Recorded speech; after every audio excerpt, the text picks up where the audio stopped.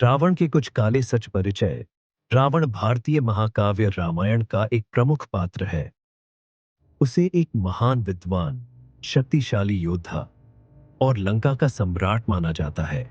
हालांकि रावण को अक्सर खलनायक के रूप में देखा जाता है, क्योंकि उसने माता सीता का अपहरण किया था और भगवान राम के साथ युद्ध में लड़ा था। परंतु रावण का व्यक्तित्व केवल एक बुरे चरित्र के रूप में सीमित नहीं है। वह एक जटिल और बहुआयामी व्यक्तित्व है, जिसमें कुछ अच्छाइयां और कई काले सच भी शामिल हैं। इस लेख में हम रावण के कुछ ऐसे काले सचों का विश्लेषण करेंगे जिन्हें अक्सर अनदेखा किया जाता है। रावण के जीवन की सबसे बड़ी त्रुटियों में से एक उसका अहंकार था। वह अपनी शक्तियों और ज्ञान के कारण बहुत गर्वित था, और यह गर्व उसकी विनाश का प्रमुख कारण बना।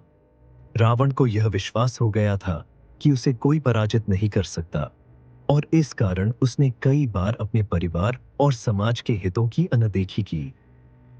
अहंकार के कारण ही उसने माता सीता का अपहरण किया, यह जानते हुए भी कि यह भगवान राम के क्रोध को आमंत्रित। रावण की शक्ति और समृद्धि के बावजूद उसका एक बड़ा काला सच यह था कि वह स्त्रियों का सम्मान नहीं करता था।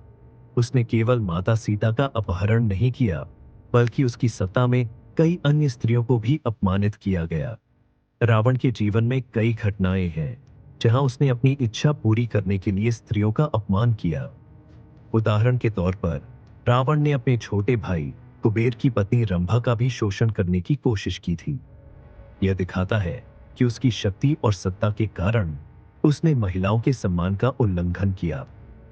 अगर वीडियो इंफॉर्मेटिव लगे तो अटैक मोटिवेशन 709 को सब्सक्राइब कर लीजिए। रावण का शासनकाल लंका में निश्चित रूप से समृद्धि और वैभव लेकर आया, लेकिन वह अपने सत्ता का दुरुपयोग करने में भी पीछे नहीं रहा।